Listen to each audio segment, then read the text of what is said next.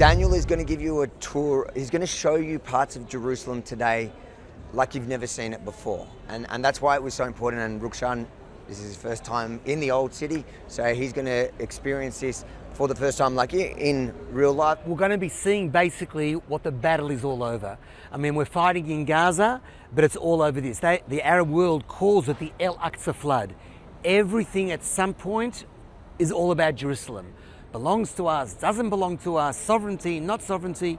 So this organization, Ateret Konim, is involved in keeping Jerusalem in Jewish hands. So we're going to see the heart of Jerusalem that the Arab world wants on one hand, and we in the Jewish world and large parts of the Christian world, of course, that understands that we are the indigenous people here, how it has to stay in Jewish hands. So we'll come eventually into the old city to see what is today called the Muslim Quarter, I think, although that was the main Jewish area.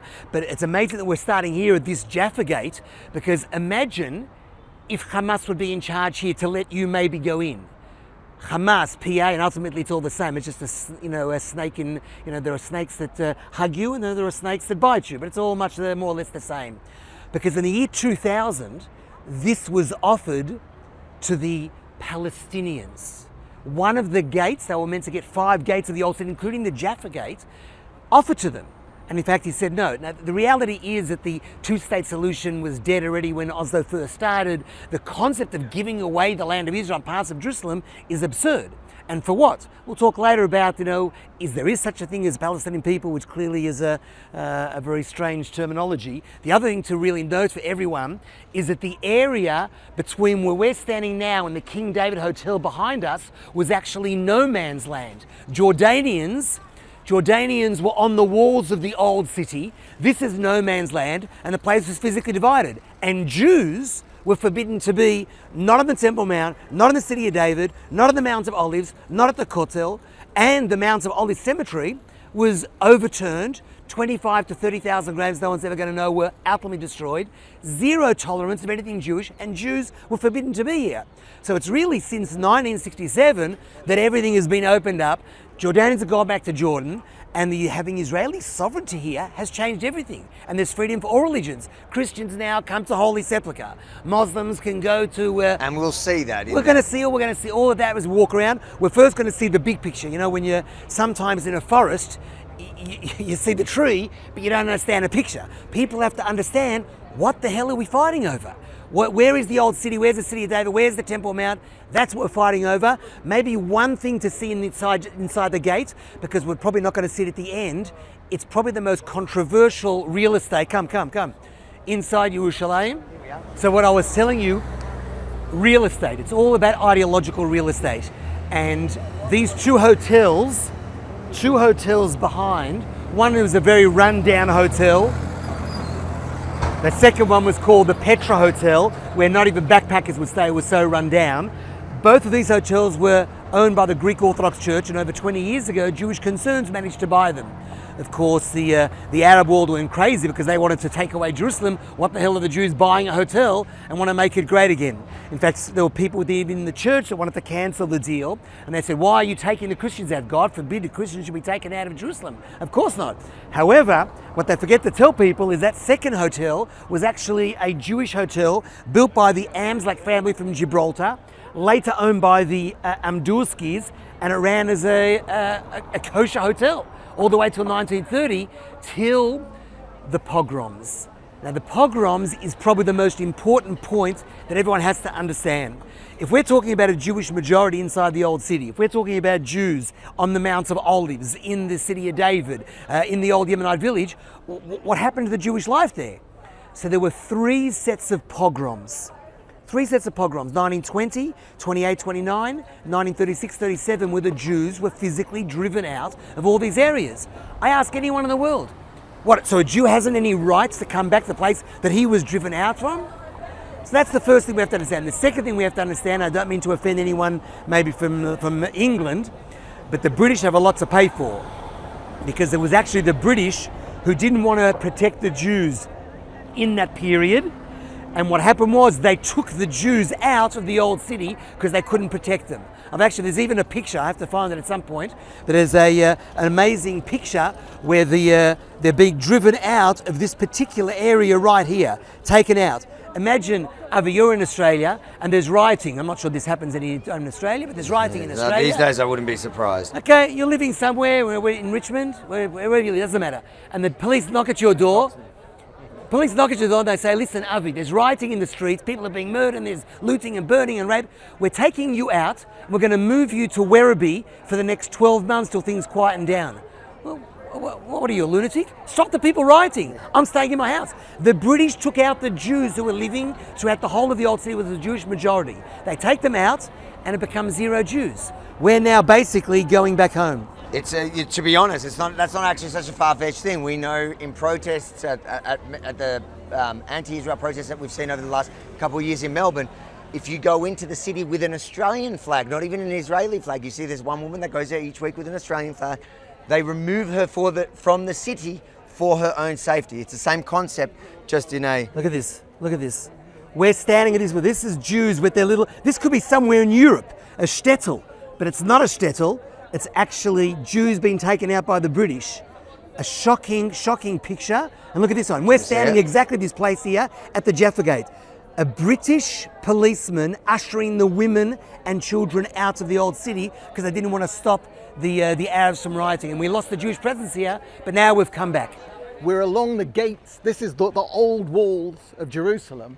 And just across this valley, that building at the top, the sort of brown brick building, I'm colorblind, between those two trees, that's the King David Hotel, which today is a hotel, but back at the time of 1948 was the British military headquarters for administering Jerusalem.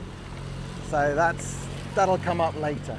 But it's just across this valley from the old city.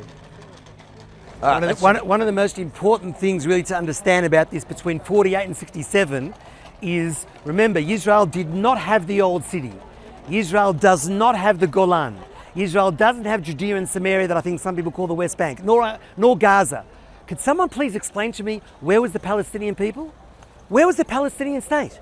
If there really does exist, that doesn't, a Palestinian people with a history and heritage, then why wasn't the state created that they wanted peacefully in 1948? It's because it doesn't exist. Let's get in the vehicle and we'll drive to Abu Tor. Do you want to jump around? So now, while we're driving, it's probably a great time to really understand what is this real estate. Remember, it's the most controversial real estate in the world. Yep. This is ideological real estate. אנחנו אנחנו בסרט, אז בסדר? So, אפשר לנסוע נורמלי רגיל, אבל לא לדבר, זה הכל. Real estate here, how do I put it? It's something which is very foreign to anyone watching this tour, because anywhere in the world, there's no limitations on who can buy. Like in Australia, there's no such thing. We have real estate agents saying, well, this property is available to only Italians, or we won't let Greeks buy this house. No such thing. But here in Israel, especially in Jerusalem, if you sell, this is a Muslim edict, a Muslim law. If you sell to a Jew, you're killed. It's forbidden to sell to a Jew. It's the most immoral, unethical, and disgraceful edict that is one of the highest, it's called a fatwa, an absolute edict that exists in the Muslim world. And who carries it out? Who enforces it? The Waqf and the PA. Who are the Waqf? For people who don't know what the Waqf is? The Waqf is the most upper body. It's like the ruling body within the Muslim world. They're landowners, they have people that have edicts and laws. It's like the equivalent, but they're nothing like it. Is it Jordan? It's all over the world. You know, there is a Waqf in all Muslim countries. It's the highest authority within the Muslim world. You sell to a Jew, you're killed. It has to be screamed to the rooftops what they're doing here. Of course, that puts enormous pressure both on the organization who's buying from the Arabs. How do you protect the Arab who's selling? Not only that, but if you're a middleman that may have helped in a deal, you're allowed to be tortured. You're thrown into jail. You lose your Muslim status. and you and your family can't be buried in a Muslim cemetery. So start to imagine what we have to go through and how the Arabs have to be protected, those who are involved in a sale to Jews. Now there's no shortage of people selling, because in most cases they know they could lose out altogether if any of these cases went to court. Because remember, in most of the cases, Arabs are illegal squatters in old Jewish buildings and old Jewish properties. I mean, the case which is unfolding now at the moment is actually within the Yemenite village, where there are literally 500 to 600 Arabs who have been deemed by the Supreme Court to be illegal squatters in Yemenite property. What would you say to people that are watching this thinking, well, the whole system is skewed, it's unfair, because basically you're going to an Israeli court, so obviously they're going to have a bias to the Jews and they're just going to rule in favour of Jews? As it works out in this case, as it works out in this particular case, the Israeli court system is totally skewed to the left. That's why there's all been this judicial reform. That's why the nation, most of the nation, wants to try and change the court system, because it represents a certain type of left-wing non-religious and doesn't represent the country itself, which is also traditional, also religious. Has it ruled in favour of the Palestinians before? Definitely has, in many cases. Okay, that's the context that matters, I think. Because if you think about a kangaroo court in China, for example, where they have a 99.95 conviction rate, that's what most people, like, even I would assume that here, if no, it's quite the opposite. But in this case, they couldn't rule with the Arabs because it's so blatant. It's so clear. Yes, this was a Yemenite synagogue. We can see it. You know where the Yemenite synagogue is, and they were desecrating living in a Yemenite synagogue. They were illegal squatters. So too with the other land which is around there. So rather than actually being taken out by the courts, there are Jews around the world who simply want to come back home as the indigenous people and will pay and will buy properties from Arabs, even if they are illegal squatters. Even if they are illegally living in old Jewish properties, money is being paid. In fact, the judge thought it was way beyond the norm, like we say, holier than the Pope, to offer compensation to an Arab who has been living, for example, in a synagogue or other old Yemenite or Middle Eastern Sephardi property, which is unbelievable. Of course, then some of the Arabs got a bit of a problem, because if they take the money, then they'll be seen as if they're working with the Jews. There's enormous unfair violence and hatred and incitement and intimidation against even moderate Arabs. There are some Arabs, for example, all they want to do is live quietly in peace. And they know that life is great in this Jewish state. They don't want to live, definitely not under the PA, not under Hamas, not in any other Arab country that's here. But unfortunately, there's too many. We've seen that today, and we've woken up very rudely on the 7th of October. There's millions of Arabs that want to see the death of Avi, the death of Daniel, the end of the Jewish state, and the end of the Jewish people. And anti-Semitism has risen because the Jews have shown courage. When the Lion of Judah rose, at the same time, you'll notice around the world, the anti-Semitism hit new heights in every single country around the world. Very few countries that hasn't risen its head, and that's because we're no longer the Jew of the shtetl and the ghetto. We are the Lion of Judah that is standing up for ourselves, and it's hard for the world to accept it. But it's the oppressed oppressor narrative. So when you're viewed, especially from the left, as the oppressed, then the sympathy is with you. That's why after the Shoah, after the Holocaust, it was Jews were considered the victims of that situation. Nowadays, it's very hard because, of course, Israel, after 75 years, has built up a system that protects its people and will not fall victim to a genocide, a real genocide again. And from too many people have fallen for that narrative that everything is oppressor and oppressor, and there has to be an oppressor and oppressor. Tell what the valley that we're going past. This is Gay Ben Hinnom. When we get to the rooftop, it'll all become very clear. It's a bit hard from maybe the vehicle. We're getting out in about 10 seconds. So when we go to the rooftop, we're going into a compound. There's just one thing: we can't film anything with this relates to security. unfortunately, because of the hatred. Can we and get violence. through it? Can we get through it without? 'Cause No, it's- we're getting through it, but say you won't be able to film. I don't want you to film anything that relates to security. So if there's security cameras, try and keep that out of the frame, etc. And we generally don't film the security guards. The reality today is in Israel, not just since the 7th of October, that wherever there are Jews living, they need to be protected, not just by police, but by even private security company, because of a certain amount of hatred and violence towards them here. So let us hop out. We've just come into a neighbourhood which is actually a divided neighbourhood. There's a Jewish side and an Arab side of Abu Tor. During the war, 48... just try get in without. סיפרתי להם לא לצלם אותך, בסדר. What? Yeah. Good. He's got a camera on him, so we can Okay. get through the security wherever you want to go. No, it's fine. You're fine. happy? Yeah, That's fine. That's no issue. The government spends $35 million a year on the security of all our families. Let's understand something. Very, very few people, except the left-wing fringe that don't make up a fingernail of my body, everyone believes that Jerusalem has to stay in Jewish hands, that we need to protect the Jews that are living here. The Jews have rights here to be able to buy in every neighborhood. Very, very few people say, no, what are we doing here? Maybe we should hand away the old city and the Temple Mount and the Kotel, the Western Wall, the City of David.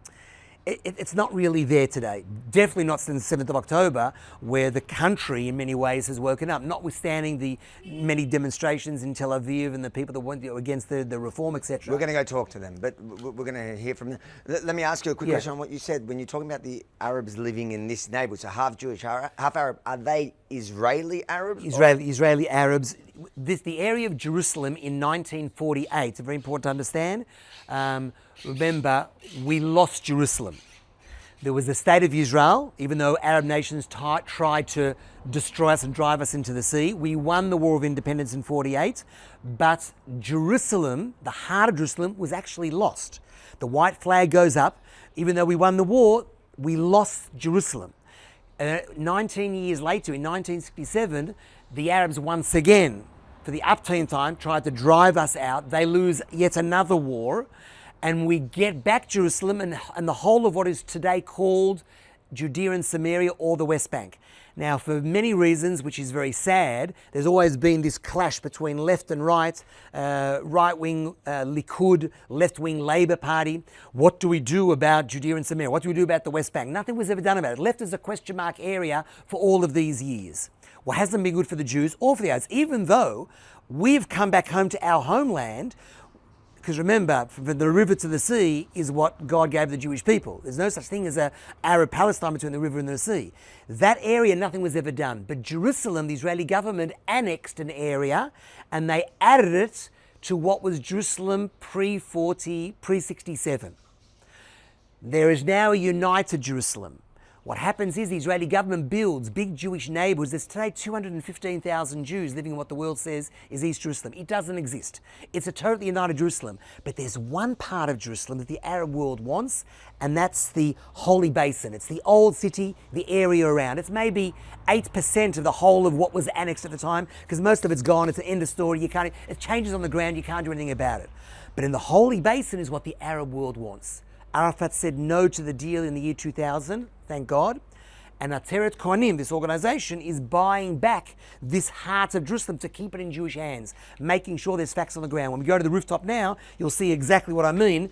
It's a phenomenal view from the top here, but to see the whole of the Holy Basin, to understand where is the City of David, where's the Temple Mount.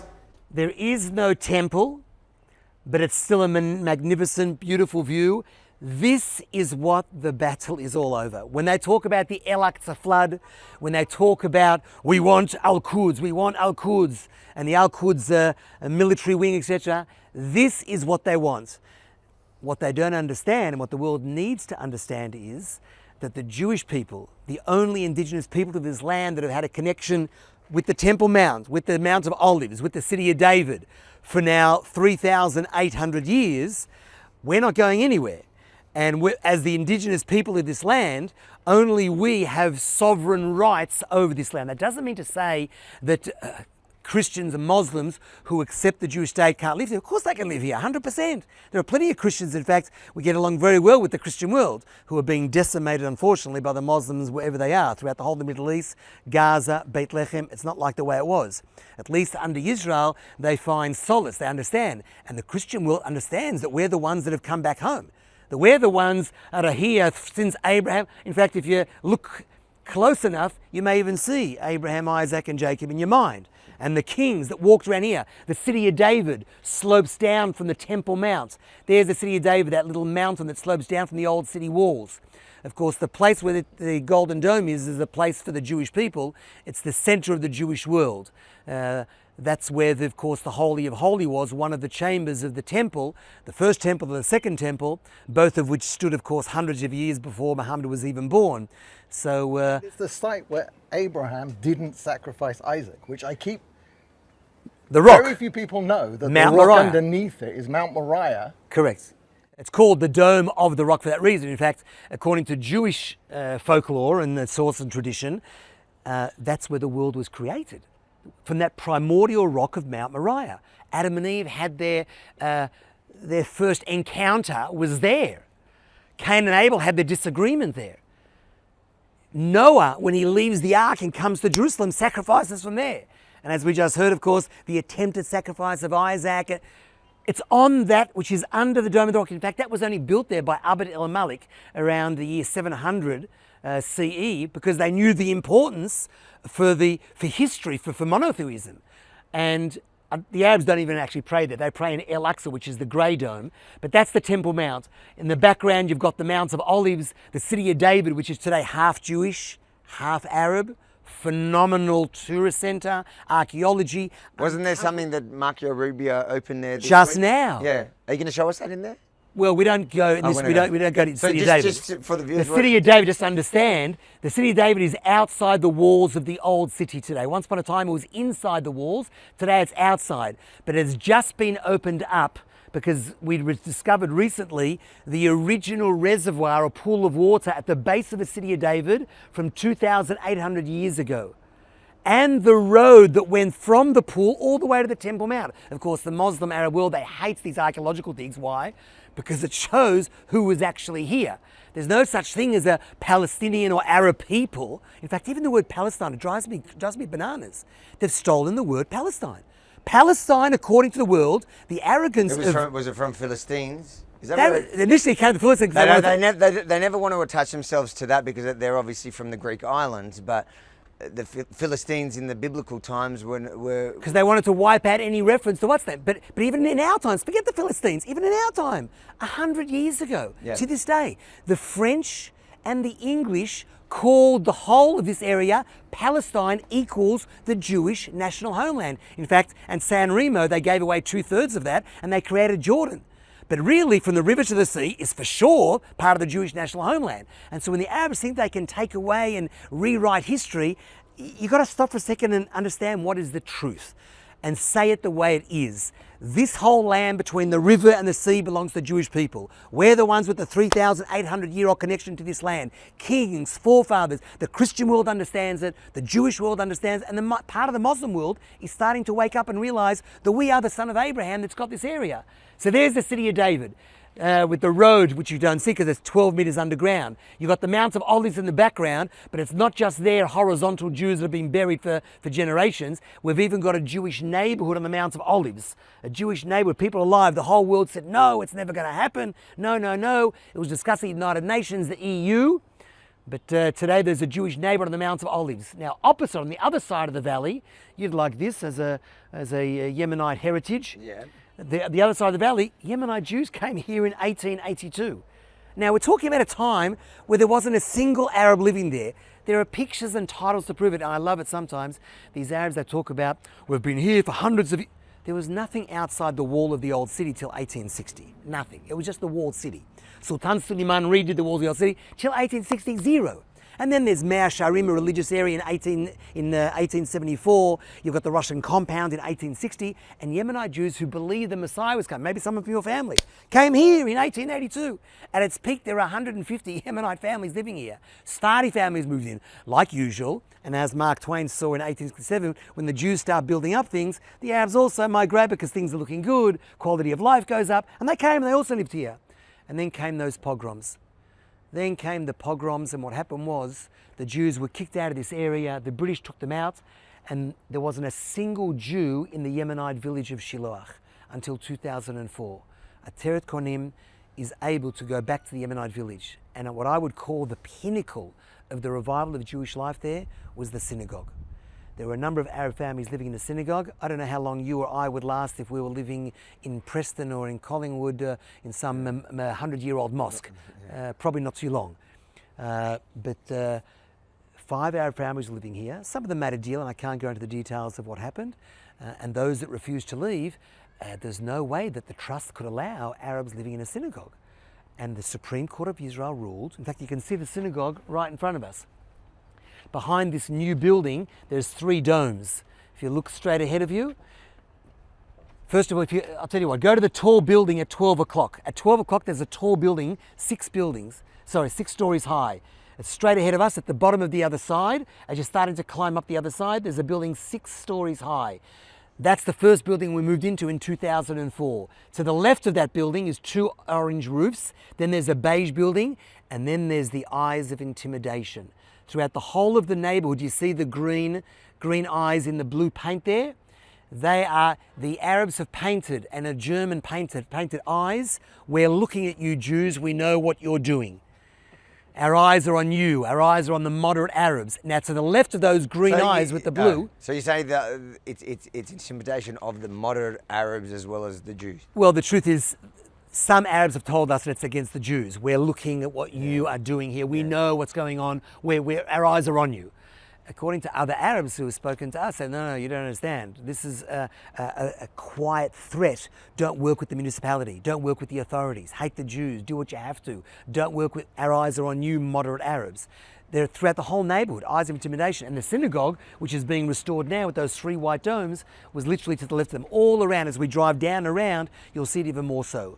And so any part of the Arabs that are living here, are there those that don't have Israeli citizenship, or these are Israeli citizenship? No, this area was annexed after 67, as opposed to Judea and Samaria, where the Arabs were kept as a question mark, as were the Jews. When you go into the old city now, same thing. Same thing. They work in Yerushalayim. They're actually even allowed, they've got a better status, because they're allowed dual citizenship.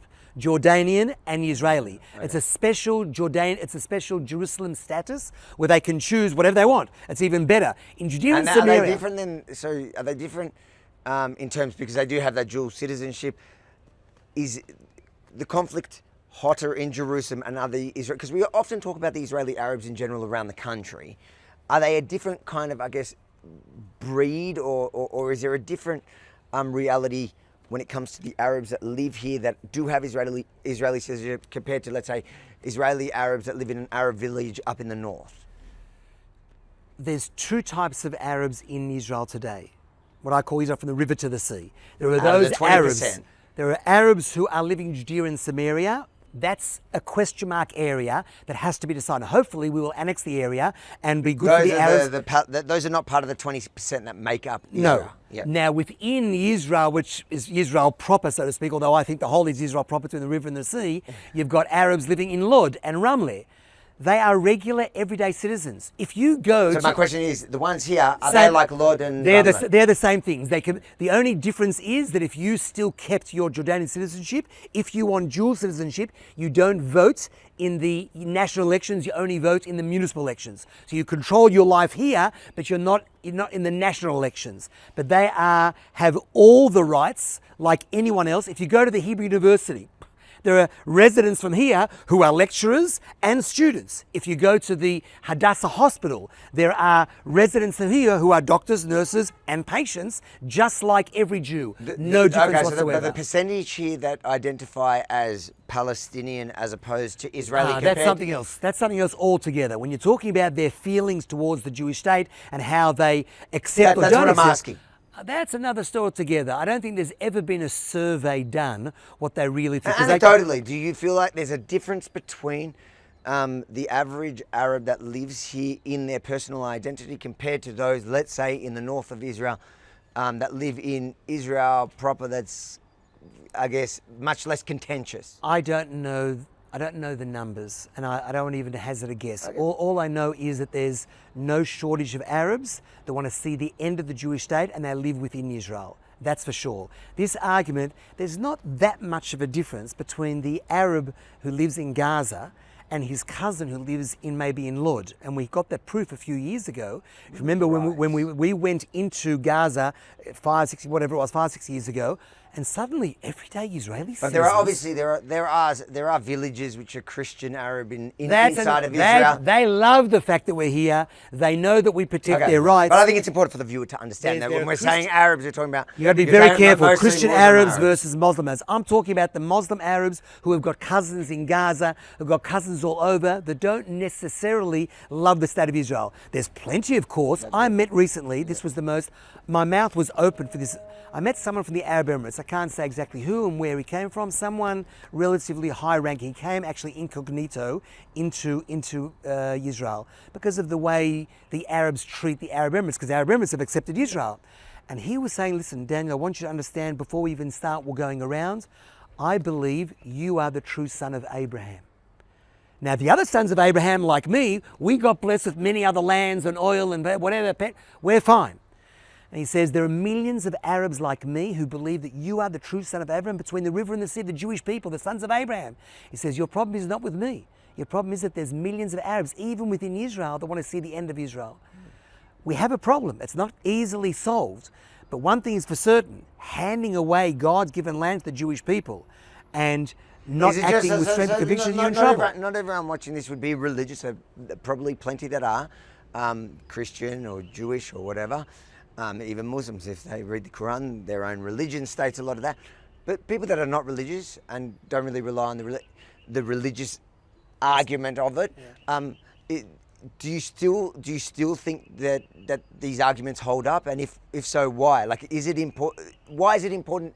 If you do, it's like that old meme that we see online. It was promised to me 3,000 years ago. I think there's a new one about Ben Shapiro at the moment with they've got that famous meme settler in there in Charlie Kirk's studio and saying now it was promised to me 3,000 years ago. It's kind of a joke that's taken, even though it's true. That's kind of the way they manipulate the story, is to kind of mock the Jewish claim, the Indigenous claim, by saying, oh yeah, you Jews think it's theirs because they were promised it by God 3,000 years ago. For those that don't necessarily subscribe to that and don't even look at the Torah or the New Testament or even the Quran itself as a historical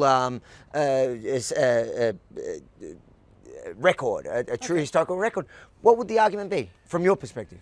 Okay, well, obviously as a religious Jew, there is nothing that can take away from the religious argument, number one. But if I was talking to any other person, anyone with basic understanding of history, forget 3,000 years ago, 100 years ago, the nations of the world declared that between the river and the sea was the Jewish national homeland, Palestine, before 1948. Not only that, forget Abraham and Isaac.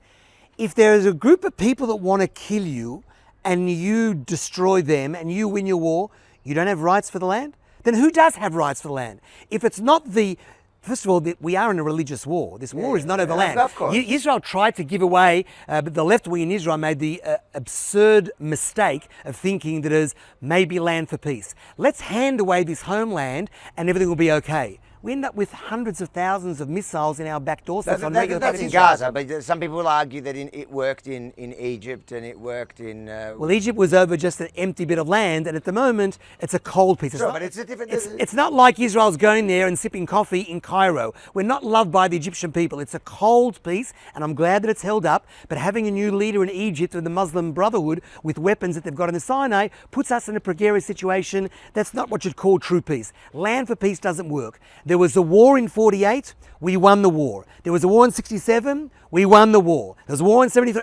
At some point you have to say, even someone who doesn't believe in history or religion or God or Abraham, the Jews are being attacked. They deserve a homeland. They're being attacked. The Arabs are losing the war, so we keep the land. Even from that perspective, I'm not sure what argument anyone would have to say that it shouldn't be for the Jews. It's not what I would say. From my perspective, we are here because we are the indigenous people I here. think it's true. I think we've talked about this before. There's, when it comes to, forget about the religious argument, when it comes to arguing nation states in the West, you have two views, right? Whether you have the left-wing view, it's the indigenous people. It's always the indigenous people. So in Australia, then it's us. Then if you're really looking at indigenous, like you're willing to go 65,000 years, or now I think they're up to 75,000 years in Australia. Surely we can look back 3,000 years.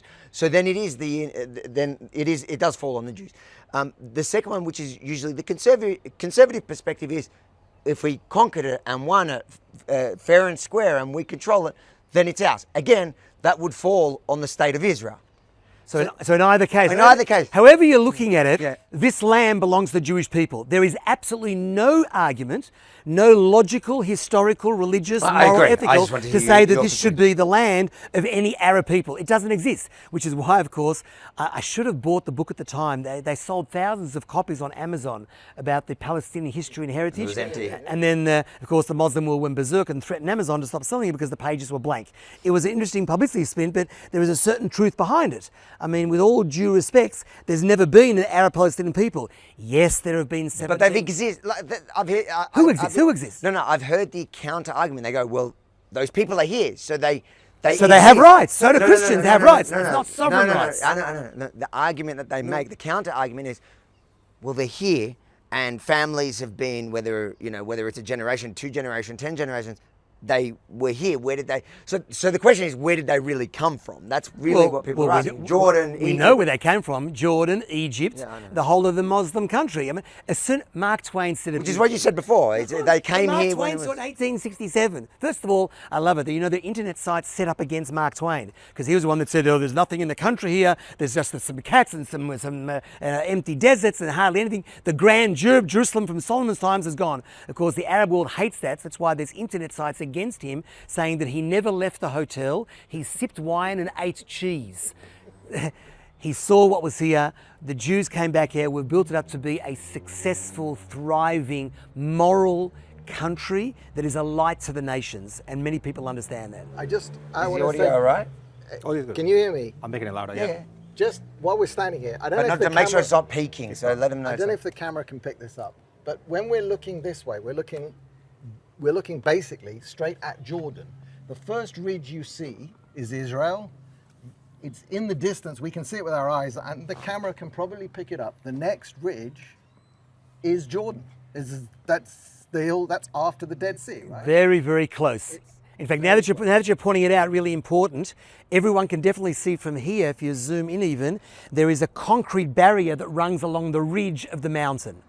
That defines Jerusalem. Anything on the inside is part of Jerusalem. What is on the other side of that fence? Abu Dis.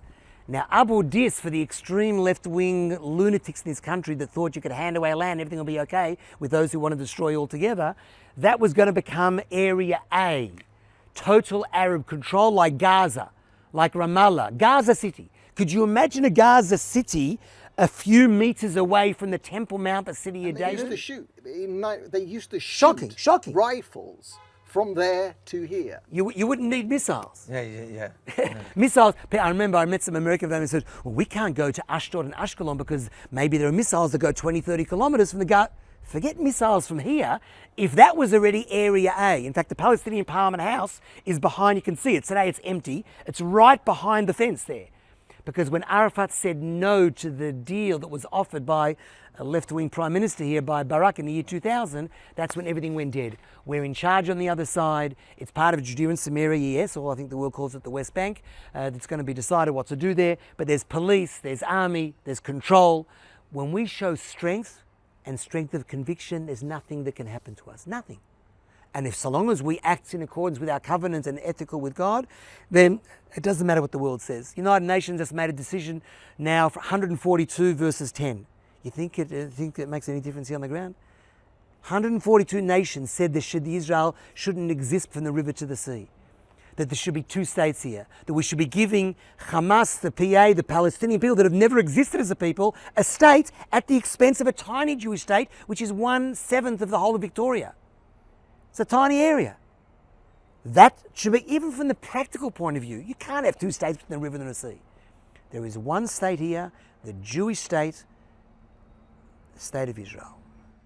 And those that want to live in it, With pleasure. even the Arabs? Every Arab that wants to live, but the second that Arab... Every Arab that wants to live here? No, you're happy to- only every Arab who's prepared to live in a Jewish state for Jewish people, Jewish values. If you're an With Arab... equal rights, though. 100%. But if an Arab lives I think it's here- important because... Right, that goes without saying. But if an Arab, if his intention... It has to go with saying, because people Okay. people will listen to what you say. They'll go, "That's radical," even though I think it's actually the most sensible and it's the most practical. But if you don't qualify it with the people that you're calling Palestinians are welcome to stay. Any as long Arab, just like the Arab believes in the Lord, if you live in this country, in any country of the world, you live here, you have rights.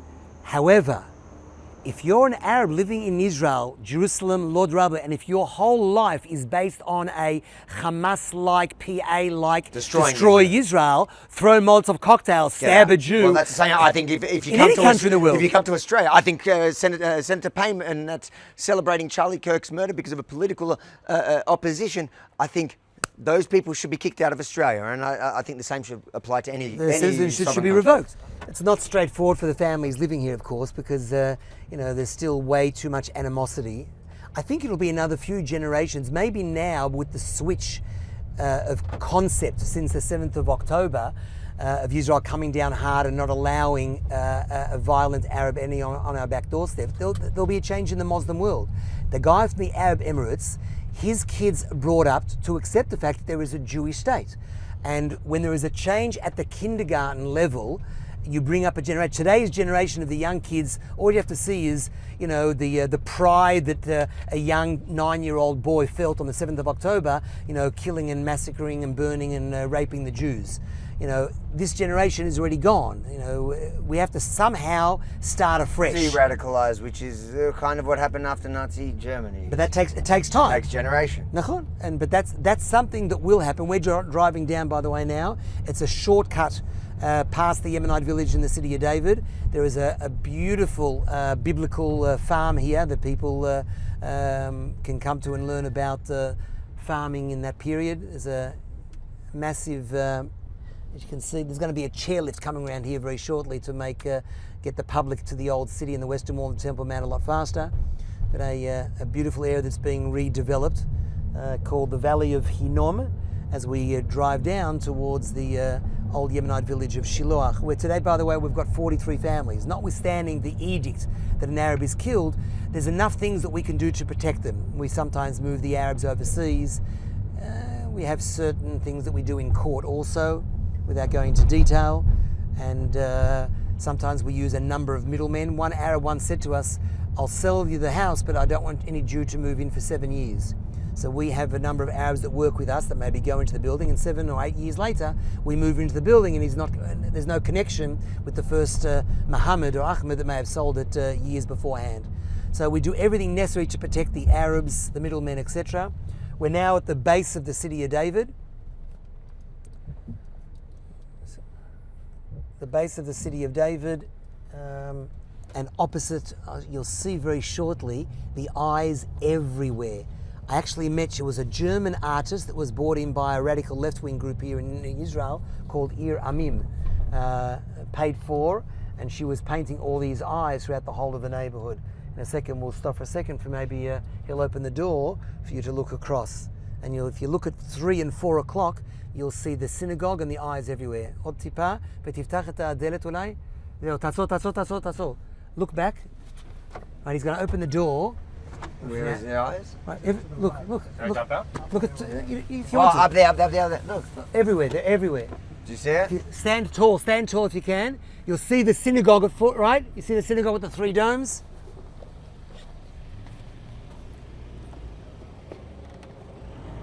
Oh, there they are, they're there. They're everywhere.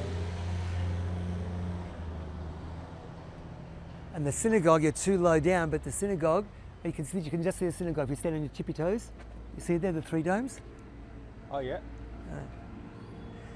One of the vehicles, these are the vehicles that take our families in and out. Look, Is that in my own city, children and mothers going in and out of the Yemenite village require a vehicle like that.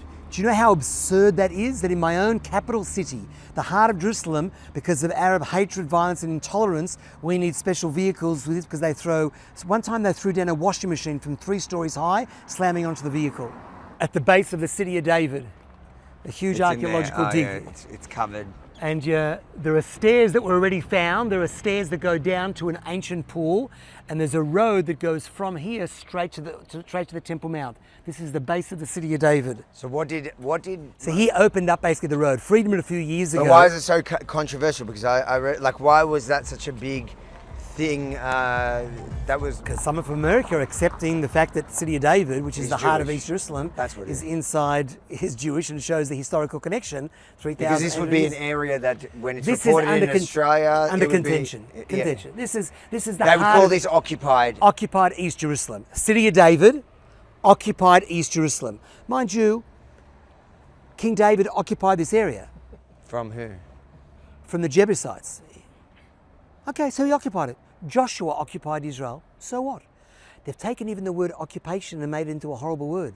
There's nothing wrong with occupying your own land. If you are the indigenous people here and you're back home, then of course it should be occupied. It should be occupied with all 12 tribes. Mind you, we only know 2 of them. So this is the base of the city of David. You can see more of the eyes straight ahead of you. 1, 2, 3.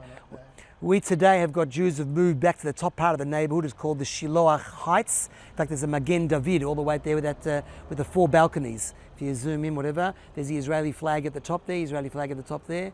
Jews have moved back today to the old Yemenite village, and today there's 43 families there. I'm not saying there's great coexistence. That would take, once again, as we said, some serious change in education in the Arab world in order to see that type of coexistence, basic coexistence. I don't think we can ask for anything more than that. Ma? לא, לא רוצה להיכנס משם. המים, כן, מהמעיין, זה מדהים. אני יודע, המים שבצד השני, כן, מכיר. יש הרבה מה לעשות בסיור הזה, אין לנו זמן. אתה גר כאן?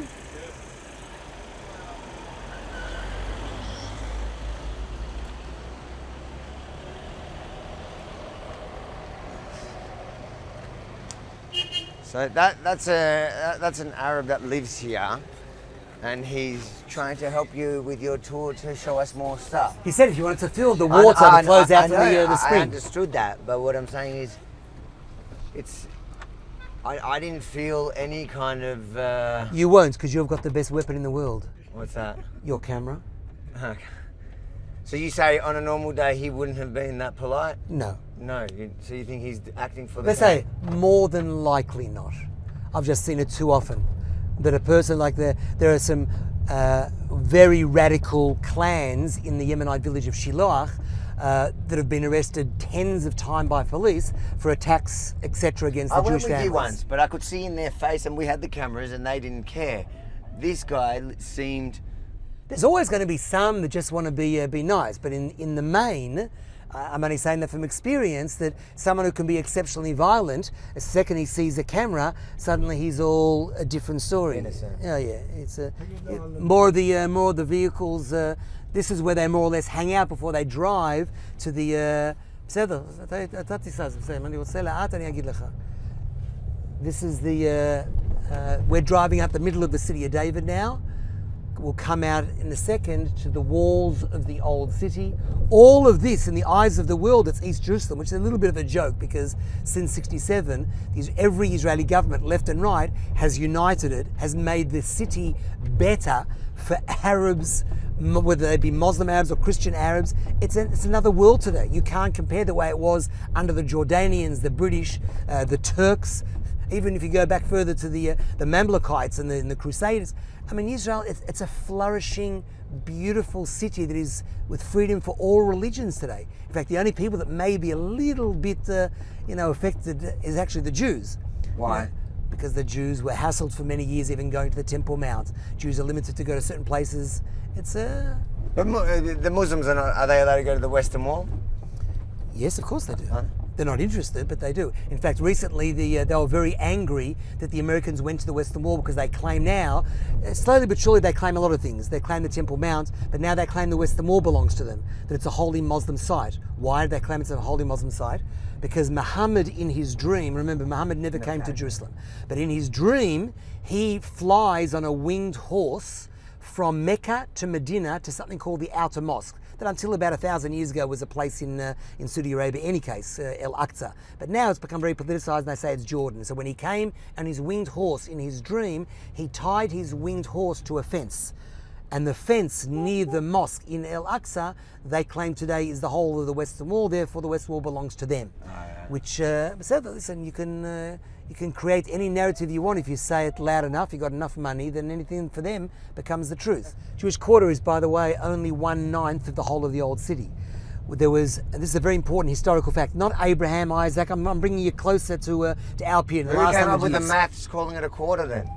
The British have a lot to blame for, but even this, they gave the Muslims 55% of the old city, then the Christian quarter, then the Armenians, and the Jews, we got about 1/9 or 1/10 of the old city called the Jewish quarter. But today's Muslim quarter was the main hub of Jewish activity. Until the pogroms, the riots, there was a Jewish majority in the old city. 21 synagogues and 6 centers for Jewish learning was in what is today called the Muslim quarter. But just as important as that historical fact, look across the valley, and you can see this is the old Jewish cemetery, one of the oldest in the world, but very sad. You see how there are buses parked in the middle of the cemetery? Yeah. No one's ever going to know, but somewhere from 20 to 30,000 graves were destroyed by the Jordanians in the late 50s, early 60s to pave that road. Wow. Went through a Jewish cemetery, mowed everything down. Today we're still finding Arab homes that are using the tombstones as fencing or patios in the house because there's zero tolerance. Even today throughout the whole of the Muslim world, how many Jews live in Muslim countries? There were 850,000 taken out of all Muslim countries, the Jews, between 1947 to 1953. Do we see refugee camps here in Israel? Of course not. There was maybe the same number, 750,000 were taken out also from Israel as a result of the war, but they were kept as a political pawn. This was the whole thing. That's why there are, Jews Arabs in refugee camps throughout Gaza, and they're calling for a state that they never had. They never had. This has to be screamed to the world. Say the truth. It's okay to drive on the road, by the way. We're driving on this road, but after 67 it was fixed up so that even a priest who's not allowed to go through a cemetery can actually go on this road. Some of the graves were redone somewhere else. Oh, so they dug it back up to... They dug it back up in some places, and some places it's a difficult Jewish law concept. What do you do when there's a grave desecrated? How can you still use the area above? And there are ways that were done to make it still okay to drive on it like we are. According to Jewish law, yes. Yeah. According to Jewish law, yeah. But if you're looking back, it's a beautiful view back to the Temple Mount, the Jewish quarter. There's now Jewish life throughout the whole of the old city. Ateret Konim has brought, now there's 1,000 Jewish residents living in what is today called the Muslim quarter. Literally, we're going to see that when we, after we see this Jewish neighborhood on the Mount of Olives, we'll drive back to the Flowers Gate and go in through that gate into what's called the Old Jewish Quarter. Have a look here. This is not a little house here or there. This is a gated neighborhood, a Jewish neighborhood on the Mount of Olives today, on the left and the right-hand side of the roads. 130 families today live on the Mount of Olives. I call these the vertical Jews. Jews now waiting for a bus, both sides of the road. This was probably the biggest, one of the biggest conflicts between, at the time, Israel and America, because it was the middle of Oslo. The failed Oslo concept spoke about dividing up Israel. There was no way Jews should move now behind the Mount of Olives and go this way to live here. That wasn't going to happen. But the whole world spoke about this. It was united. Oh no, this was... What year are we talking, Oslo? This is the beginning of 1990s. Beginning of the 1990s, when the whole world said, that was the left wing in Israel said, let's maybe take a chance with the Arab world. Let's hand away our own land. Let's uproot Jewish cemeteries, destroy Jewish synagogues. For the sake of peace, let's try and make it happen. Even Jerusalem, let's try and make it happen. That's what the left wing here in Israel said. The right wing begged them, don't do this. It's going to lead to bloodshed. It would lead, they didn't say the 7th of October, but the concept they knew, it's going to lead to a worse situation. Missiles will land, and that's exactly what happened. So at this time, the Ateret Konim, we managed to find old Jewish property here that Arabs were living on. It was actually a Jewish guy from Russia that came to live in Israel in the late 1880s, and he wanted to extend the cemetery over there. But they didn't want a cemetery. So the Turkish government allowed him to, and later the British government allowed him to grow wheat. It was agricultural land. But when all this became Jordan, Arabs squatted on the land until Ateret Konim found out about old Jewish property. We then found people in America and Australia and around the world to help us buy back this whole area. And we bought it back, and against the odds, even though it was discussed at the United Nations, the EU, the Arab League, I remember it was actually Benjamin Netanyahu called us into his office in 1995 because there was pressure from Madeleine Albright to say, no, no, no, it can't happen. And Yasser Arafat made his famous comment, the only Jews I will ever, this is the head of the Palestinian so-called people, the only Jews I will ever allow in my Al-Quds are those who have been here for generations. Who was he talking about? The dead ones on Mount of Olives. Those could be in his Al-Quds. Well, today he's dead and buried. The Palestinian so-called people is now, the truth has been exposed. It's everything, most of the world, the thinking world, the ethical world, the Judeo-Christian world understands, and even parts of the Muslim world understands what their intention was to destroy the Jewish people and the Jewish state. And we are today, the Lion of Judah has finally risen.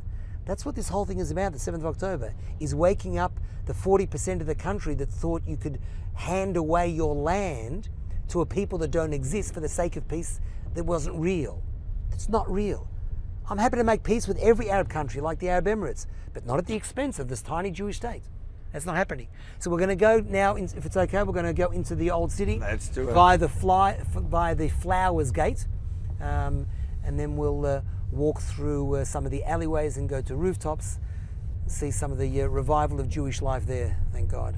In a second, we may be able to film. I love always looking at Mount Scopus, because Mount Scopus is the symbol of what can happen when you accept the other. On Mount Scopus is the Hebrew University and the Hadassah Hospital. Now that was, even between 1948 and 67, it used to be called Mini Israel within Jordan. Remember, that was still in Jewish hands, but it was physically located inside of Jordan. There was a convoy that used to go there every so often. But since 67, it's all opened up. There are Jewish neighborhoods built everywhere, and Arabs and Jews teach and learn in the university. Yeah. Arabs and Jews are patients and doctors within the hospital. It can work. I'm not saying it can't, but it can't work if you accept hatred, if you accept an Arab that wants to drive you out, and if you cut up your own homeland. And if you show weakness, when you show weakness, You're eating up for breakfast in this Exactly. area. That's it. That's all. That's not going to happen. Israel. If there's anything to happen on the 7th of October, which I call the national ECT, it's the we were woken up big time with the electromagnetic wake-up call in the national ECT. We have to wake up to reality of understanding who we are, what blessings we've got, and great things have happened since then. Of course, we are still little hostages, and we have to go do whatever is necessary to get them back. The world's not helping at all. The world's actually making it worse by siding with the terrorists and siding with these barbarians. But we have to do whatever is necessary to get them back, destroy Hamas, and ultimately resettle Gaza. All the Arabs have to be taken in by the Arab nations. What the Arab nations haven't done over the last 70 years, it's about time they did it. Just to clarify again, you say if we apply what you've said until now, you wouldn't have a problem with Gazans staying if they wanted to join That's the correct, Israeli but there's state there. 100%. But there's one thing that I know, because very soon after the 7th of October, there were tons of surveys done throughout the whole of the Gaza. And we're talking 89%, 90% of the Gazans felt pride of the 7th. I dare say there may have been a shift since then. Yeah, absolutely. But the shift has only been practical, not because of love of the Jews, because some Sure, have but woken up. if people genuinely learnt from that, תודה רבה. if people have genuinely learnt from that experience, are you happy for them to stay if they have If realised? someone has realised that following and supporting Hamas, But also there was 80%, so there's still 20% there. okay, So and they're suffering. In fact, they have been called hostage. They're hostage by Hamas. No, I just want to, for the viewers, for them to understand that you're not saying I want to drive. I will never drive out, not a God forbid, a single Muslim Arab.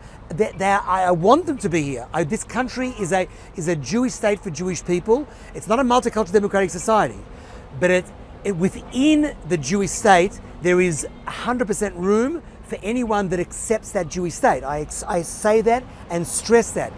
Unfortunately, there's too many Arabs in the Gaza Strip who haven't. If they've woken up and prepared to teach their kids today not a way to stab a Jew but to live side by side, then you're welcome to stay in Israel. Again, I think the application can be applied to Israel, to Australia, where you say everyone is welcome in Australia if they accept our set of values and our Australian way of life, and they're proud of the country for it being Australia, not coming with and then joining Judeo-Christian values and not trying to make it into some another Islamic state. either Islamic Caliphate or an Islamic State, or even coming in there and trying to destroy it with the whole, joining the protests that then are declaring it always was, always will be Aboriginal land. Like, you come to Australia, that whole irony within Australia to me is mind-boggling. People who we've welcomed in as the Australian colonisers then come and march and say you need to now destroy the people and the country, the state that actually brought you in.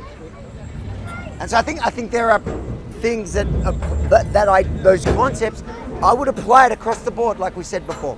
Anyways, what were you about to say? That we have to be very careful about who becomes a citizen of any country in the world. Exactly. Because unfortunately, within parts of Islam in the Muslim world, you and I, we're infidels. Yeah. We're deemed infidels or monkeys to be driven out or changed. Just that's all Christians, all non-Muslims. And it's a problem. And if you want to take away the Judeo-Christian values, it's very problematic for of course, countries that have for generations had those values. Anyway, Very loud, but where are we? we're going into the Flowers Gate. We're very close. We're the gates before the Damascus Gate, which is the gate beyond us. At the end of the road is the Jerusalem municipality. There's one little area here. It's about 150, 200 meters, very busy. It's like Ben Yehuda. The Ben Yehuda side of the other side, very busy Arab area with a very big Salah Adin. There's a very big post office here. There's also a yeshiva in this building where there's a post office in the heart of all of this. But we're not going through the Damascus Gate once again. We're going through the Flowers Gate to see the revival. So this is considered the Muslim Quarter. We're going to what they call the Muslim Quarter. Of course, it's under Israeli sovereignty. There is no east and west. But it's a divide. You said it was the English that divided it like that. The English, but since '67, it doesn't exist. And also, just for the record, because I remember there was this whole when Candace Owens was debating the quarters of Jerusalem. She was saying that, what was her wording, that she doesn't see Israel as a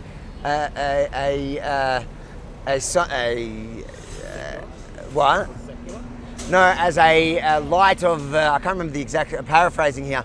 A light of but as a symbol of democracy, because the old city is divided into Muslim quarter, the Christian quarter, Jewish quarter, which means that they have to live there. But that's not where it comes from and what it is. Not only is she an anti-Semite, she's also ignorant of basic. She is ignorant, so that's why I think basic historical facts. The explanations of the quarters. So I'll make it very clear.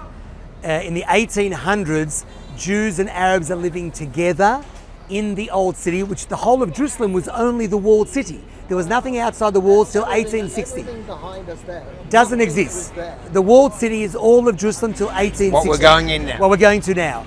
And in the 1840s, 1870s, Jews and Arabs living together with a Jewish majority of the old city. This is a Turkish census and a British census. If she had half a brain, then she would look up basic information in the 1870s, how many Jews were living here side by side with Arabs. Yes, there was a stage where some of the Muslims were getting frustrated that there were so many Jews here. And in fact, the very first Jew who was killed by an Arab, who is actually, you know how there's a number of soldiers killed every year in the Remembrance Day? How many soldiers killed? When do you think that started?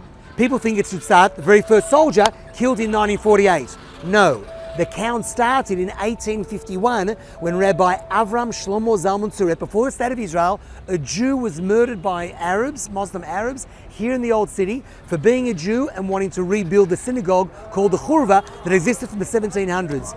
So basically there's a Jewish majority in the Old City, what is today called the Muslim Quarter. Then it was called the Mixed Quarter or even the Kotel Quarter, the Western Wall Quarter, because so many Jews wanted to live. But even when the English redivided it, then they gave the Muslims 55%. The British couldn't handle the interaction.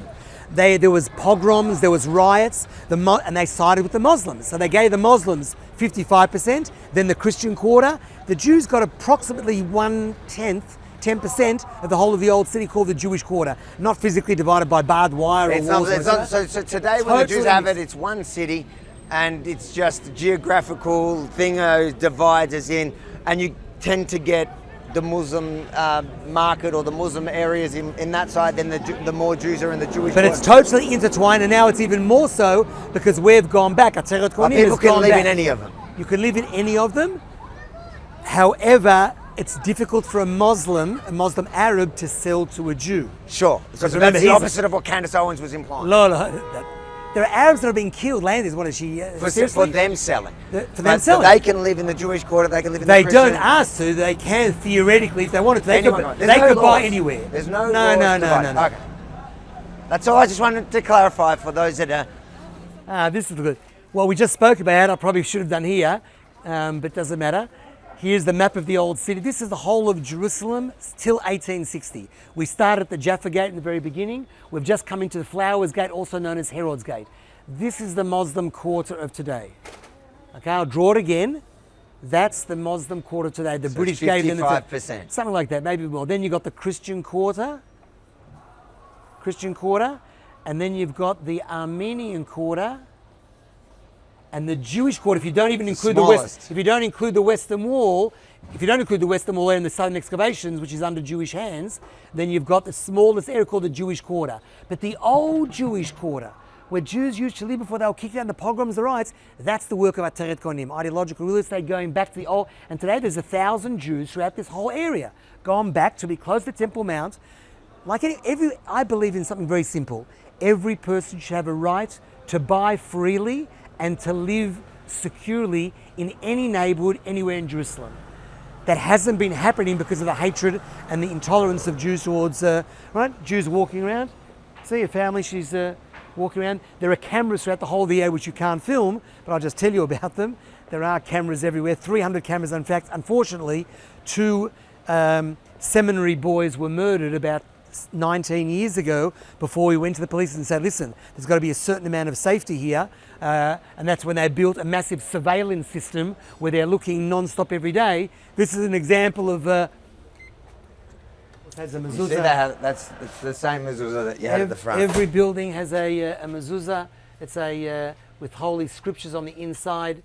It protects with God's name, the shin, which is one of God's names, Shin Daled Yud, which actually means, and God protects the doors of Israel.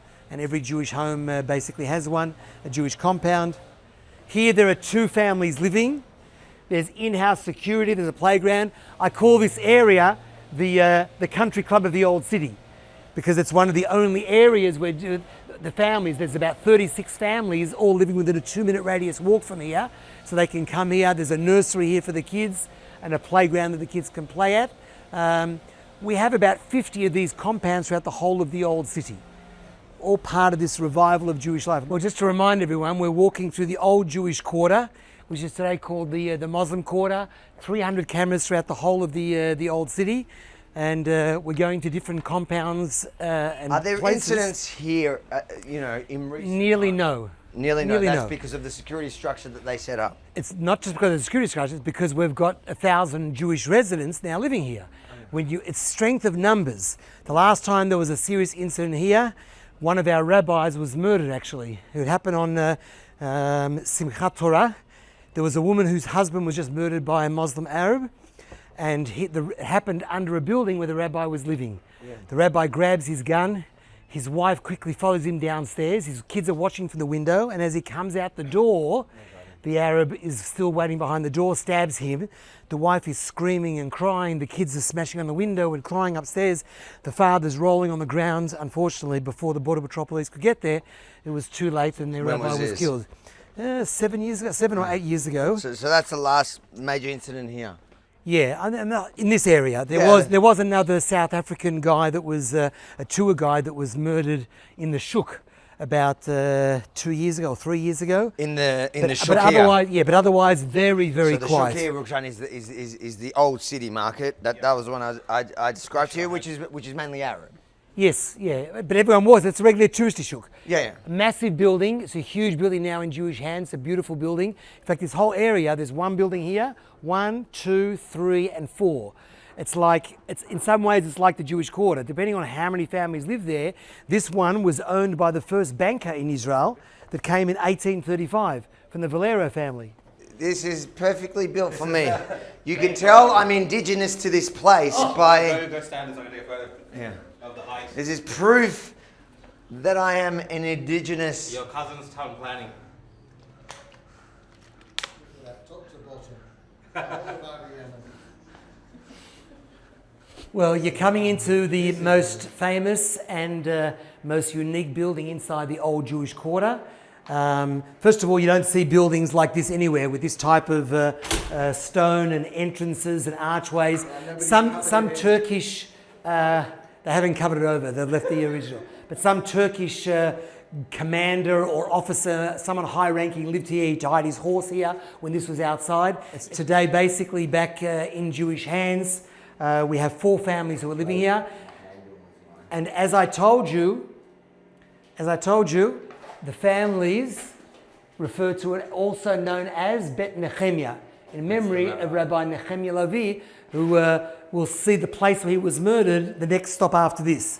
But this building is a rather unique building, and this is when I usually tell people, which I'll say also to you, I guess, because it's a very unique story that I've started telling people in the last few months. There was a rabbi that walked not far from here. I don't know exactly where he was, but we're talking 2,000 years ago after the destruction of the State of Israel and the temple. When we talk about the destruction of the temple, it's not just temple, it's the State of Israel was destroyed 2,000 years ago by the Romans. And this rabbi was walking, his name was Rabbi Akiva, with 3 other rabbis somewhere in the area. And they're looking down from the height onto the Temple Mount. Okay, before we go to the rooftop, I just want to tell you something rather unique. 2,000 years ago, after the destruction of the State of Israel and the temples, we know that it's not just the temple, it's also the whole State of Israel, and millions were killed and driven out and taken, exiled. But by the Romans, there was a famous rabbi called Rabbi Akiva that was walking somewhere in the area with 3 other rabbis looking down on the Temple Mount. And you can imagine the view, with stones thrown here and this destroyed and that destroyed and stuff that has been burnt. And suddenly they see a fox running through the place where the temple stood, the Holy of Holies, around the place of the rock, because that was the heart, or that was actually the Holy of Holies of the temple.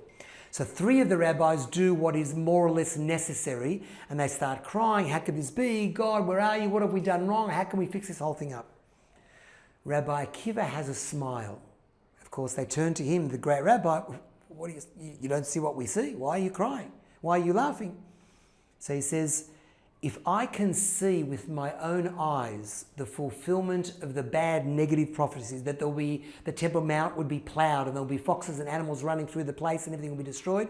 If I see that the fulfillment of those bad prophecies is taking place, that means the good prophecies will take place one day. 100%, because I'm seeing 100% of that one. God's not going to pick and choose between prophecies, which means that one day the deserts will bloom. Ingathering of the exiles. We'll see redemption. We'll see victories in wars. We'll see sovereignty. those things, and the temple will be rebuilt. All of that he knew would happen, so he smiled.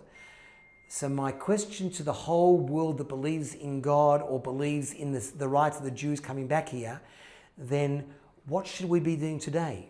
Today we should be smiling, even though there are problems and there's issues, there's no temple and there's a bit of hatred between different groups. Okay, there's left and right. But in the overall story today, there's victories in all the wars, sovereignty. We built a magnificent, powerful state. Just this morning I saw about the lasers. You saw about the lasers? A huge innovation from the Israeli people, the Israeli army. We've now got a working laser system to take down missiles and drones. When did that happen? This morning, it was announced this morning. Something absolutely phenomenal. Marjorie Taylor Greene is going to be very proud. Her space laser, Jewish space lasers have come true. I mean, this is, it's not normal. We won't be needing, at some point, we won't be needing this exceptionally expensive, every time we have the ballistic, the missiles, etc. This laser interception is going to be phenomenal, and it's functioning. So that was announced and properly done this morning after being tested, etc. So the cup is full. Rabbi Akiva knew what he was smiling about. The deserts have bloomed. We've got cities, technology, morality, everything. There's no nation in the world which is like what the Jewish people have achieved here, no matter what some of these anti-Semitic nations say. So when we go to the top and look down, we have to remember what Rabbi Akiva saw and how he smiled. Now, it's true, there's no temple, but it's a magnificent place, as we know, called the House of the View. We have a rooftop playground here, because Jewish kids don't play in the streets. So we have to build a playground on the rooftop for them. Some of your viewers may actually know some of these characters from Madagascar. You know, I even got him to do King Julian here. Have a look. Okay. As you can see from where we are, one of the highest places in Jerusalem, looking down onto the Temple Mount, two-legged foxes around the place, the temporary Golden Dome, El Aqsa, the whole of the old city, two white domes in the Jewish quarter, both of which are higher than the temporary Golden Dome there. One is the Churva, one is Tiferet Yisrael, synagogues that have been rebuilt that were destroyed. Over there where the flags are is, of course, Jaffa Gate. That's where we started earlier. Down underneath us is the Damascus Gate.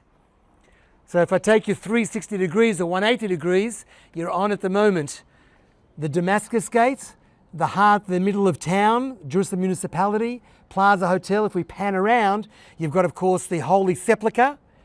Holy Sepulchre, the Church of the Holy Redeemer. In between them is, of course, the Mosque of Omar, which is right next to the Holy Sepulchre. They did that, the Muslims did that because, of course, the Holy Sepulchre was built in, say, 1700 years ago. 300 years after the Byzantines and the Christians, the Muslims invaded, but they wanted to tell the Christians, we're in your face. And they built a mosque right in the face of the Holy Sepulchre called the Mosque of Omar, Church of the Holy Redeemer. You've got the Abbey on the Mount Zion, which is outside the old city, but it looks like it's inside, but it's outside. Then you've got the Jewish quarter, which is only about 1/10 of the old city. Then you've got, of course, the Temple Mount with El Aqsa, the place of Holy of Holies. And if we go back to the model, then you'll understand exactly where the temple was and where's the Western Wall in this whole situation. If that's what's in front of us, dome, towers, if I just move this, the wall today, once upon a time, there was a big valley here. This was called the Upper City, where the priests and the upper class lived. Once upon a time, there was a big valley. The Western Wall, today's Western Wall, is only one small section of this massive Western Wall, which is not the Western Wall, of course, of the temple. That was on the inside. Now, the temporary Golden Dome more or less goes up to the first level of this temple. The entrance to the temple was from the left-hand side or from the east, and where today is the dome, that more or less goes up to that particular point there, just under half of what the size of the temple, which is 2 1/3 times higher than that. In the background is Kidmat Zion. To the left of the Golden Dome is the Jewish neighborhood called Maleh HaZeitim, where we drove earlier, the gated neighborhood. We don't see the Yemenite village in Ir David, and we're standing in the background. Of course, you've got the Mounts of Olives, the old Jewish cemetery. Mount Scopus over there, where there's the Hebrew University and the Hadassah Hospital on that side. And we're literally in the center looking down over everything. A rather unique perspective. We could go even higher if you want to get a 360. People are getting ready for the tabernacles of Sukkot. We're actually going to be having here a musical Hallel. You know, Moshe Chaim David. Chaim David is going to be playing here, and he'll be running the Hallel over Sukkot, the Thursday Chol HaMoed. It's going to be imagine here, musical Hallel right here.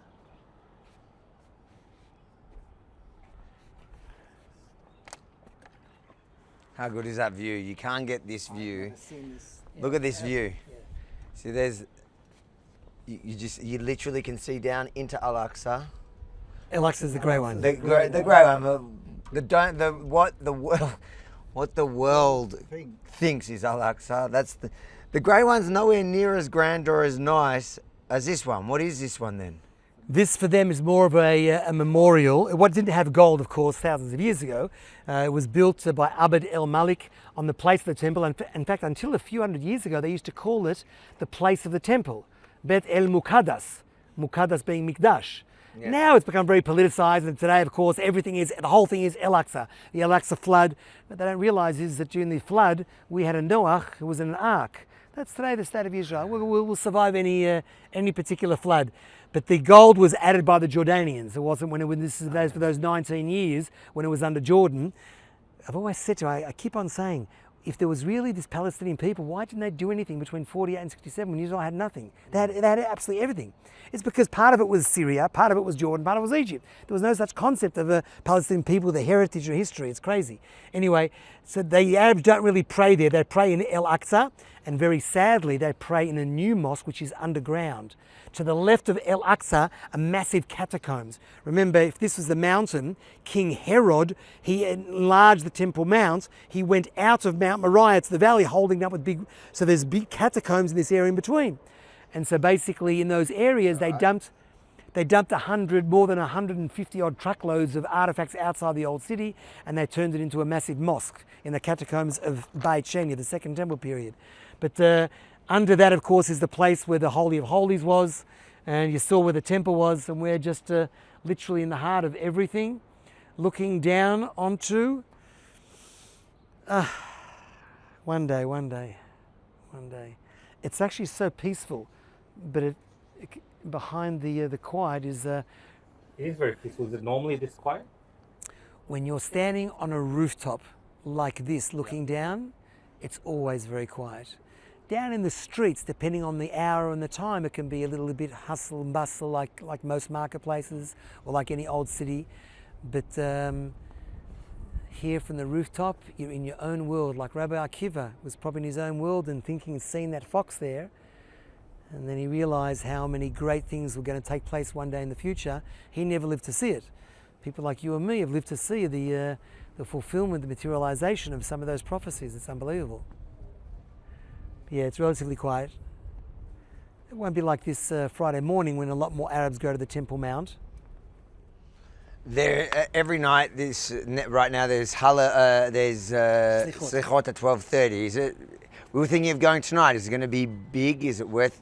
Yeah, it'll be much bigger on Sunday night, of course. Sunday night. Sunday night's that's the big one because it's Erev. Maybe that's the one we should go to. It's busy every night, but it just depends on your. But that's we want to capture live the energy. You'll get that every night, I think. Okay. That's fine. Tonight, Motzei Shabbos is a little bit less. No, then we're going to protest right. Sunday night will be. We're going to be in Tel Aviv, so it's a bit of a schlep to come. Why, Tel Aviv, they're doing Slichot there also? Yeah. Be a schlep to come here from Tel Aviv, so tonight would be easier. But you think we'll still capture the grandness of it tonight? All right, we'll do it, I think then tonight. It's worthwhile to get it in case whatever happens, at least you'll have something or other. Show people. If you get it, yeah. It's all right. Come, we'll keep on walking. Yeah, let's go. Okay, so we're back in the main shuk. The one from Shar Yafo, from Jaffa Gate, is really a touristy one. This is the one that the Arabs use. More or less, here's this is the Damascus Gate. So we started at the Flowers Gate, we made our way through the old Jewish quarter. This is the Damascus Gate. The main route actually is straight through to the Kotel, which is why you'll see Jews and Arabs walking on this way, because it's a shortcut also for Mea Sharim. No one goes all the way around, which is why guys here going to Bet Yisrael and Mea Sharim, walking through. Come. It's called Valley Street. We're about 10, 12 meters above the true ground level. You know they're doing a second Kotel Plaza. The What's- Kotel, yeah. the Kotel today, right? You know, the Western Wall Plaza. Yeah. It's the fake ground level. It's about 12 metres above the real ground level. So they started at the back of the Kotel. They're making their way forward, and they're already more than halfway there. There's going to be 2 plazas. Oh wow! So like One at the another two- open section. It won't be open. It can't be open. You can't have 2 open because something has to hold the upper one. Okay, so no, as in it's going to be underground. Yeah. Okay, yeah. I They're mean, gonna- as in 2 places where people. 2 can massive go. open areas. Sorry, yeah. 2 open areas where people will be able to have them. One will be covered at the true ground level. It's amazing stuff that they found there already. It's phenomenal. You have to have this. What is it? Kanafa. Yeah. I'm not really into it. It's a goat cheese, isn't it? Not my shtick, but I know my wife loves it. And in the middle of all of this, on the main road, this massive building, one of the biggest inside the old city. It used to be a hotel called Wasn't the this Mediterranean. Ariel Sharon opened this one? No, he didn't open it. He bought a single apartment within the complex. It was the Mediterranean Hotel. The Mark Twain stayed in 1867 Oh, this is where he stayed. Yeah, he stayed. This is where he sipped his wine and ate his cheese and didn't leave. and didn't know anything about what he didn't saw. know, Correct. yeah.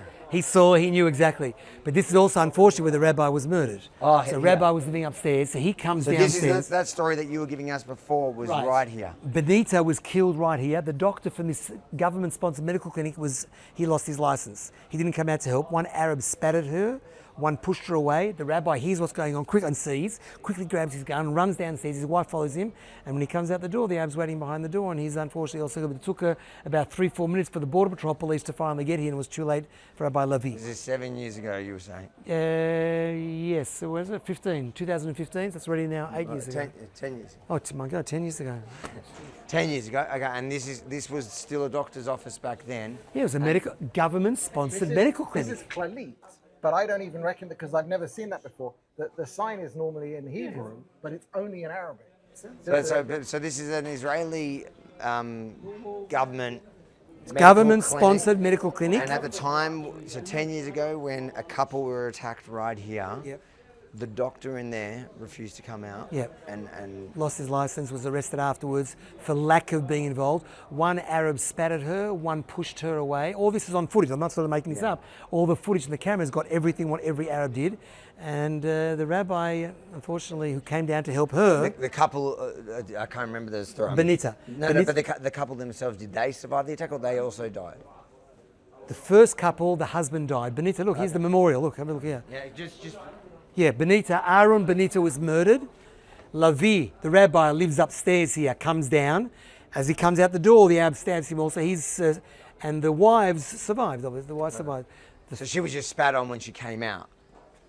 No, The wife. I'm talking about the wife of Benita, the first one that's calling for help. Yeah, so somebody spat on her when And pushed she her away, helping her. Arabs here, stabbing the husband. No one's helping her. He comes down to try and help her. And he unfortunately is also murdered. So we turned this area, it's closed now, into what's called a Pinah Hama, a warm place. It's open 24 hours a day before the war, where people can come and get a drink or a coffee or something like that. It's called Pinah Hama. And this complex is called the House of Wittenberg. Moshe Wittenberg was the guy that owned this whole property from the 1880s onwards. A rather unique story because there were like 20 families living here, and the Haganah had an outpost here because it's very significant, strategic position. That's Ariel Sharon's apartment, the one behind us. Oh, so Ariel Sharon bought that lower apartment there, and we're turning it into, it's going to be a part apartment, but mainly the Mark Twain Heritage Centre. We got approval. I got a letter from the US government. They've got a special department that looks after heritage sites overseas. And they've deemed this as a US heritage site overseas. So God willing, around July time, I'll have hopefully Ambassador Huckabee, who is really familiar, he's played guitar there once, to come and open up the Mark Twain Heritage Centre. Now the Mayor of Jerusalem was here not long ago and renamed this square the Square of Bravery, over the two that were murdered. And every year we have Hakafot here. At the end of the Festival of Tabernacles, Sukkot, there's about 500-600 people dancing here. There's a band, etc. Shalom Lechem. Hashem Yishmor Alechem. Tamid v'tatzliach b'kol mesima. Yeah, we are on the video. It's a bit of an S-bend. It comes from there, down that street, it turns here, and then it goes all the way up to the Holy Sepulchre. So this is station. This is station number. It's just leaving it, and if it goes back in, it reconnects. Yeah. This is referred to as station number 4. Next one 5. Then it turns up to the right. I said in the very beginning that there are 4 centers of Jewish learning in this area. The main one used to be called Torat Chaim. There are 180, 200 students here. Now we know, you'll love this story because it's got a nice ending that shows you something about what's possible between Jews and Arabs. When the pogroms came, everyone ran for their lives. Now some of the students who studied here was Rav Kook and Rav Goren, Rav Eliashiv, Rav Tzvi Pesach Frank, Rav Aryeh Levine. They were students in this yeshiva. This was the entrance to the yeshiva. 1887, 150 odd years ago, when the pogroms came in the 30s, everyone runs for their lives. No one knew what happened to the yeshiva. They thought everything was destroyed. In 67, let's walk and talk. In 67, there was a soldier who fought in Jerusalem. His name was Zerach Epstein. His Zayda, Rabbi Zerach Epstein, taught in that yeshiva 30, 40 years beforehand. He goes looking whatever happened to the place that my Zayda taught at. Meets an old Arab that used to own the stall on the other side there. In the footsteps of Jesus. See? That is in the footsteps. They carry the cross in the front, the top there. You got the cross in the beginning? Tell us what's going on. So this is what is this? So they walk. People walk. Christian groups walk along the Via Dolorosa, which they claim that Jesus walked when he carried his cross after he was deemed by the Romans to be a rebel and had to be crucified. So Christian groups today walk along the same path theoretically that may have been then, also with a bit of a cross. You see at the very beginning. There's a cross. Yeah. And they walk and they say I'm not sure they're saying psalms, but they say something. I'm not sure what they say. But one of the footage that we see a lot of is from anti-Semites is incidents where there are Orthodox Jews spitting at Christians. And well, first of all, if anyone does that, it's an absolute disgrace. Number one. Number two, the odd incident where it's happened over the years once or twice is nothing compared to the relationship which is beautiful between the Jews and the Christians in Jerusalem. Okay, so there's sometimes every so often a hothead that does something stupid that he may have, I don't even know where it even comes from. That's no decent politician, individual, leader, rabbi gives the okay for something like that. But it's not an example of really what happens. It's not the majority of the interplay between Jews and Christians, and especially not in Jerusalem. It can happen anywhere. Exactly. I make the point to tell people, like, if somebody targets a minority in Australia, does that mean the entire Australian population? So if somebody pulls off a hijab, for example, of a Muslim woman in Australia, does that mean, and there's footage of it, it spreads like wildfire, does that mean that Australia has... means that one particular incident. So you've got to keep I agree. So you have got to keep things in perspective. You have people like that here, but in the Middle East, if you look in this neighbourhood of this part of the world, Christians free to carry the cross like that is a rarity. Well, the world should know that only under Israeli Jewish sovereignty is there tolerance and freedom for all religions. If there is anyone that may be limited, I've said before, it's maybe the Jews in relation to Temple Mount, because the courts and the police, once upon a time, today it's not like that, they were scared, well, maybe we'll upset the Arabs. Because it's crazy thinking, but that's the way it was for many, for a number of decades. That because the Arabs would get upset and get violent, for public safety, we don't allow the Jews to go up there. As opposed to arresting the crazies who don't tolerate, the people who are normal ended up suffering. Today it's a very different story, and all the warmongers that thought that it would be problematic if today Jews can go to the Temple Mount. That itself is a separate issue because it's so holy and we're so impure. Anyway, they're walking up the Via Dolorosa to finish off the story about the rabbi. This street at its peak had 1,299 Jews on it at its peak. Today, even if you walk up, if you come here at Sukkot time, you'll think this is the middle of a Jewish quarter. People build sukkahs in the street. We've got 6 buildings, a yeshiva or a kollel. It's like the place to be. It used to be called Rehov Chevron, because so many Jews from Chevron lived here. The kosher cheesemaker Moshe Rechman used to live there. This is the business courtyard. Today we've got Bet Chazon, Bet Ma'aravim, Bet Diskin, Shuvu Banim, 2 yeshivas. One of them they wear tefillin all day. It's like the Jewish quarter, but you're not. You're still now in the old Jewish quarter. Which is the Muslim quarter. And, just to show people here, when you talk about... you want to go to the gate? Let's just go to the gate to show people what... So the building I'm talking about, that we're just starting to move into, is called the Rand Complex. Everything up to our left and it goes nearly all the way to the Temple Mount. This is called the Cotton Market. Famous market. Most of the things here are built in the Mamlukite period. Under us, there's a huge area that used to be a winery, which was bought by this guy Menachem Mendel Rand. There was even a Hasidic group, Karlin, had a Beit Knesset here. There was this massive winery from the Shaw family. Eliezer ben Yehuda lived here. Berman from the bakery lived here. It was a huge place. Look how big it is. Look, I'm talking about everything. We're not even seeing the courtyards. The courtyard is everything up to the left. The police won't allow us to go past this. And that's what I want to explain, because when you talk about... Because we're infidels. But if you talk about apartheid in Israel, like I said earlier. There are only places here in which Jews are not allowed to enter. Correct. No. There you go, in and out here. Yeah. No, it's both ways, both in and out. So show them. לא נכנסים הרבה, רק עומדים על המדרגה לצלם ומסתובבים והולכים. Here, come and stand over here. So explain what it is. Okay, first of all, come over this side, come this side. First of all, there's the Israeli policemen, obviously. Right, one of the main entrances in Har Bayit, the Israeli police always make sure that only Muslims go. Jews and Christians are allowed to go through here. They're limited where infidels, Jews and Christians can go. That's only one place. After heavy security checks, there's a ramp on the right-hand side of the Western Wall where Jews and Christians can go. And when Jews go, by the way, that's another story altogether, because not all rabbis agree that one should go there because it's so holy and we're so impure.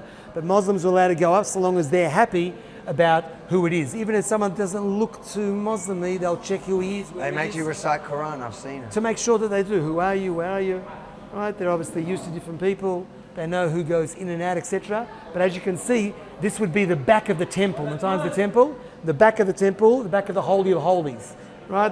And that's why Menachem Mendel Rand wanted to be so close here. He wanted to be literally a hop, step and jump away when the Messiah comes. So in any case, we wouldn't be able to go past, remember the thickness of the wall, it's as if you'd be on Har Bayit.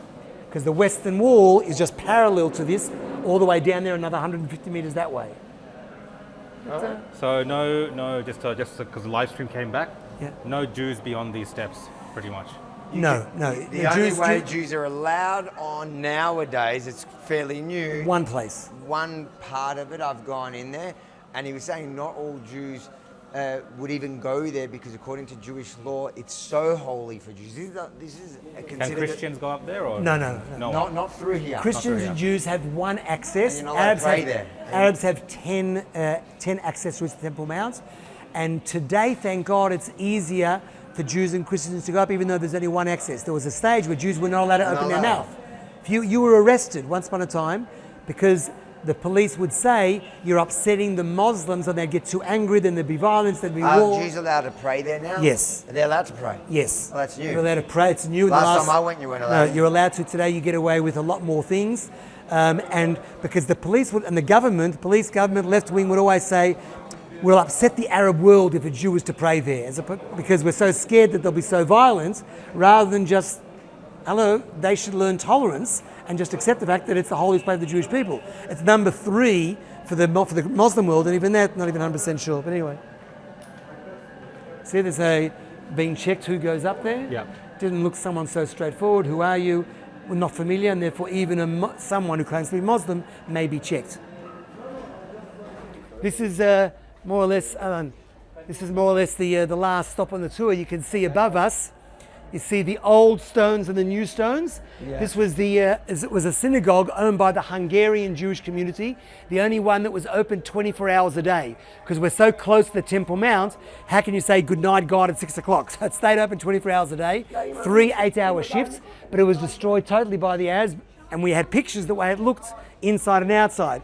So we found a big investor or donor to rebuild it to previous glory, but you're not allowed to build up in Jerusalem until you dig down. So we went down, and what did we find? Turkish bathhouse, Crusader building, Byzantine, Second Temple period. We figured if we're digging, why don't we just keep on digging towards all around? We ended up handing it over to the Western Wall Heritage Foundation, and now it's like there's like a city underground here. I mean, this is a fake ground level. If I was to smash a hole here, I'd see arches holding up today's road, which is why the Western Wall Plaza is going down to the true ground level. Anyway. So we're about to enter the Western Wall. Yeah, you don't need me for the rest of the way. I think that was a little bit of a summary about the work of Ateret Kohanim in the old Jewish quarter. You saw some neighborhoods outside. I guess if I was to summarize everything, it's all about tolerance. It's about tolerance and understanding. If the world understands who we are as a people, where we've come from, where we're going, understands basic history, that we are the people of this land, that God gave the people of this land, that has taken us 2,000 years to come back, but even when we were overseas, Jerusalem and in exile in all various countries, and they threw us out from one place to the other, Jerusalem was always the focus of our prayers, our hopes, our traditions. Everything about Jewish life centered around Jerusalem. Today we're back home, and the world has really no right to tell us that we shouldn't be here or to hand something away. They need to understand that as the people of God, we're no better than anyone else, but when we succeed, it'll be a blessing also for the world, and for those who support the Jewish state and bless the state, they too will be blessed. We're here to stay, and Ateret Kohanim will keep on going with the help of those people in the world that believe of the right of any Jew to live in any state, to keep on, to any city and neighborhood, to keep on going. Anyway, this is His mic's running. He's killing.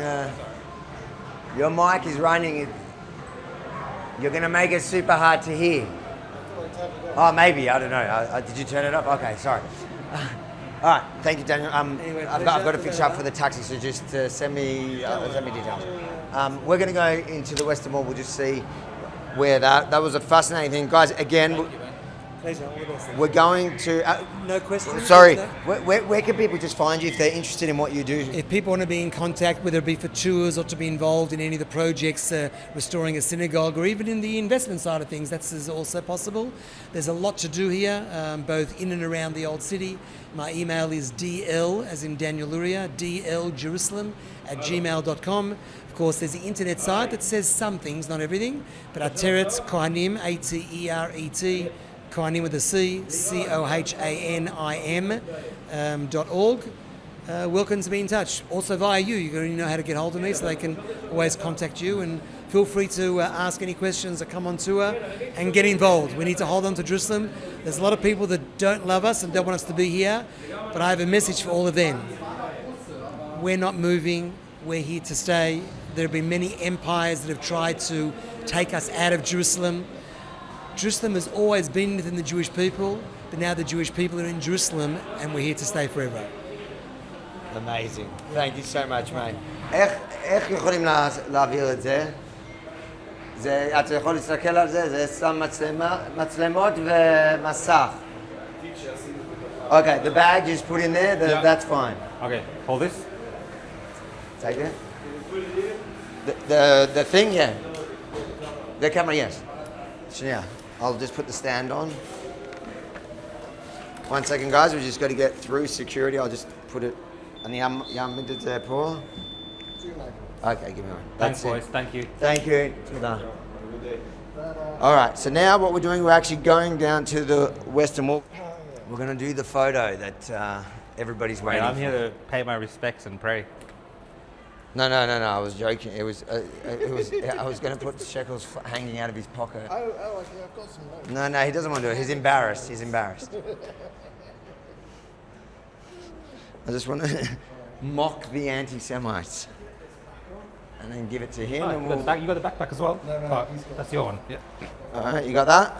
Yep. The Western Wall is actually one of the outer walls of the... So it wasn't actually the temple. So it was Roman. Yeah. So It was the bit that held it up. It's Okay. just the restraining wall of earth. But it's all that was left of the temple. So that's why it is... The Romans did a really good job. Mind you, it was a decent wall. All right. come. oh, it's very bright here. Yeah. Is that going? Oh, that'll be all right. And. So here we are.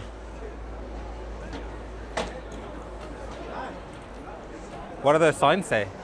Which signs? So that's entry and exit. It's just saying because right now this is going to be the most hectic period in the year coming up. Yeah. You've got Rosh Hashanah, which is the New Year, and then you have Yom Kippur and Rosh Hashanah, so the New Year and the Day of Atonement, And then you have all the Jewish holidays coming up. Yeah. That's why when we come back at night and you see this whole place packed at 12:30 at night and everybody's singing together. So we'll probably come back tonight and do it. Otherwise, the biggest one is on, he says Sunday night, but we won't be in Jerusalem, so maybe we'll come tonight. So we've got to grab a kippah here. Everyone has to wear a kippah that goes in here, or? You do, just to pay your respects. Like a non-Jew doesn't technically have to wear a kippah. Yeah. But I think most people are just respectful, so they put on a kippah. But it's up to you. Does it look like how you expected it to look? Is it bigger, smaller? It's smaller. Yeah. You kind of think. Well, you it actually imagine- goes all the way in there, and it's Oh, this? No. I'm just pulling out the camera. Oh, you want to take a photo? Yeah, we'll take a proper photo. That's what the girl said. You're listening to the girls now. Man, I don't need that. You're not going to wear it? Nah. Wow. How are you going to do your photo at the wall? You have to wear one at the wall. You have to? Yeah. All right. You're going to look weird. People are going to look at you. We just need to get that photo. All right, let's go pay our respects. Here. There's your...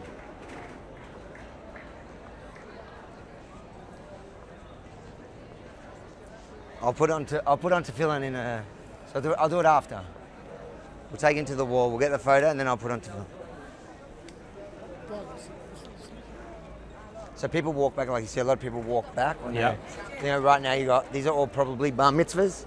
Okay. So kids turning 13, this is they come, like it's, when you're here, because it's the holiest place for Jews, they will come here to, my nephew did it this week. Yeah. I'll get a photo of you.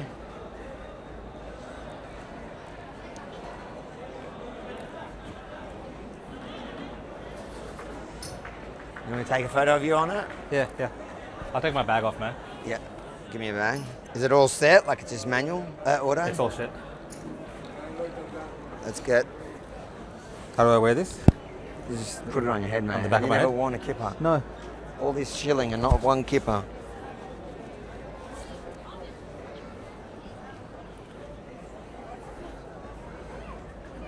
Why is it going dark when I lift it?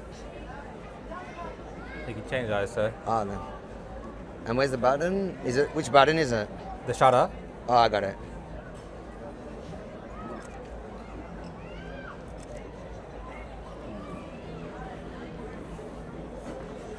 The Lord is my Let me shepherd. come from this side. I shall not want. He makes me lie down in green pastures. He leads me beside still water. He restores my soul and leads me in paths of righteousness for his name's sake. Even though I walk through the valley of the shadow of death, I shall fear no evil, for you are with me. Your rod and your staff, they comfort me. You prepare a table before me in the presence of my enemies. You anoint my head with oil. My cup overflows. Surely, goodness and mercy shall follow me all the days of my life, and I shall dwell in the house of the Lord forever. Amen.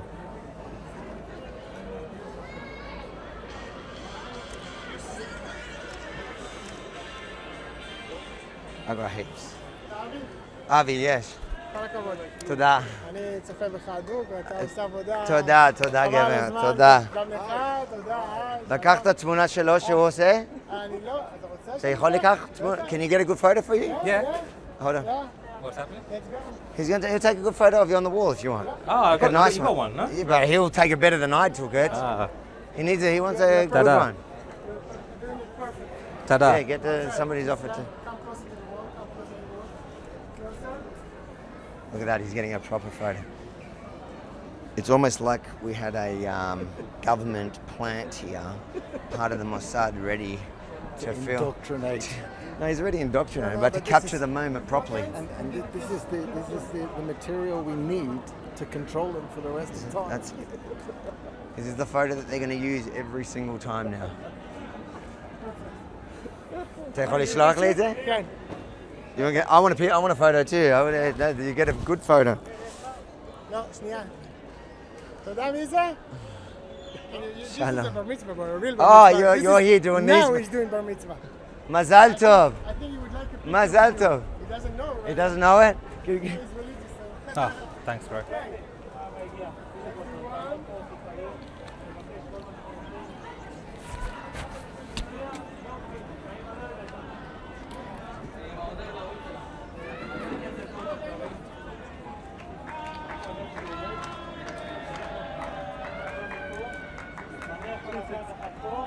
Just send it to me, yeah? Of course. You're a champion. Let's do a selfie. Oh, yeah. At the wall. Come, everyone. Come, Roxanne. Come.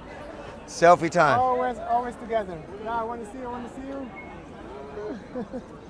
I'm going to put on tefillin. And then you want to do it too? Yeah. So these guys just stay here. Okay, film it. These guys just stay here all day. They stay here all day and they basically do it on people, which is like what men are supposed to put on the tefillin 6 days a week, except for Jewish holidays. So not on Saturday, the Sabbath, and not on most Jewish holidays. But we'll grab one. We'll do one. How you going? Let's do it. We're live streaming it. We're Westland. Riceland. So Manchester, Vermont or Manchester, New Hampshire? Baruch atah. Adonai. Melech haolam. Asher kiddushanu.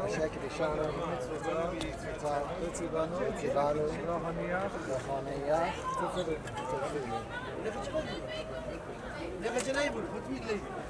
He knows how to do this.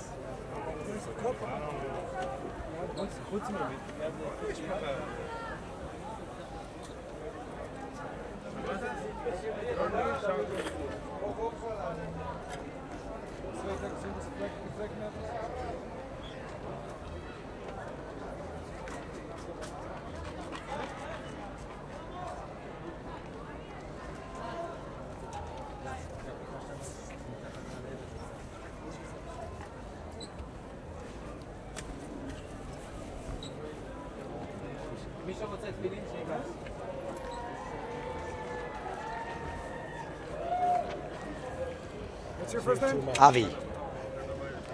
My reading isn't too good. Give me that one. I need it. Give me a sit. I'll sit down. I've already done most. No.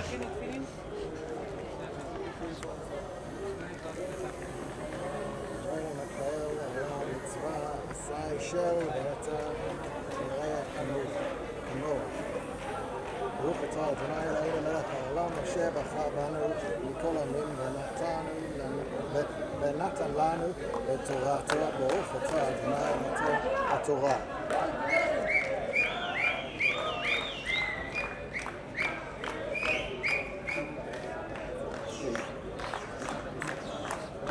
Hello, shalom. Come from? I'm from Australia. עוד מעט נראה, Australia. Australia, very Yeah. nice, congratulations. We pray for you with a good life. Thank you. How many people do you have on your website? Well, I'm with Avi Yemini. He has almost 1 million. Yes, yeah. He's an actor? He's a journalist. A journalist? Yes. Very nice, Yes. very nice. I want to bless you and take a picture of it. Yes.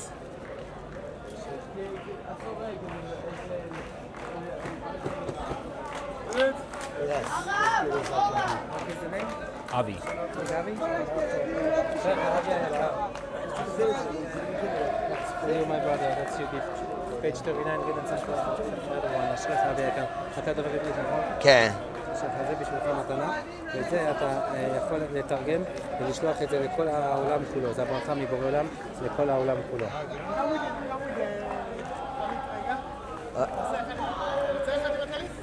כן. אז תיקח עוד הפעם את הטלית, כן. תלך עם זה לכותל. שנייה אחת הוא רוצה את הטלית. רגע אחד. אתה רוצה גם את התפילין בכותל? לא. תיקח את הטלית, רק שנייה אחת. כך. שנייה. אשריך אבי היקר.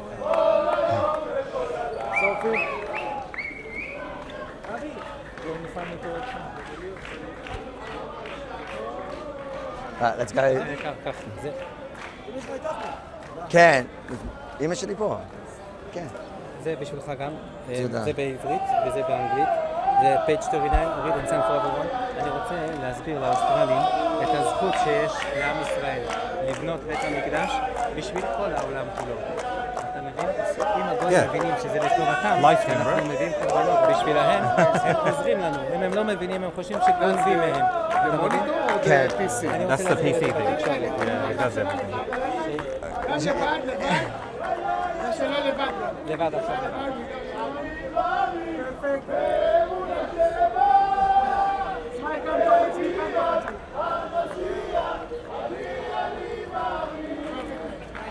The champion. שנה טובה. תודה, תודה. Your website. Yeah, bless everyone. Yeah. תודה. Welcome. 1 second, I'll get the microphone. Hold this. Come. Thank you. I get around. שנה טובה. 1 minute, because it's have too much. You want? Here is good. Take, welcome for you and for everyone. We are here to pray for you that the God is give you the peace and prosperity. We're waiting that the God is bring back the temple. In the temple, we have the mission to bring the sacrifice, to bring the atonement for every nation, and that the God is give you the peace and prosperity, and that is the reason that we're waiting that the God is bring back the temple. That is for you. If the world is understand the importance and the value from the temple for the atonement, for the peace, for every nation, is come back together to helping to create the new temple. And we're waiting also. We pray every time for you. God is give you the peace and prosperity and the atonement with happiness. All the best. Congratulations. תודה, שנה טובה. הם צריכים להבין את הצורך לעזור במקום להתנגד. אז המשימה שלך זה להביא את ההבנה אצל כל האומות שיהנו מעם ישראל. תודה רבה, תצליח תודה. בגדול, מותק. תודה. שהצלחה גדולה מאוד. הברכה זה page 39, all the best. אשריך. כמה אנשים יש לך בוובסייט? שלי מיליונים. ואתה גם כותב או מדבר? מדבר מלא. אשריך מותק, תודה ושמח גם. מדבר. I want to join the dancing, but we missed it. Yeah, let's. I'm hungry. Let's go eat something. We'll go. Let's go. That's the end of the tour.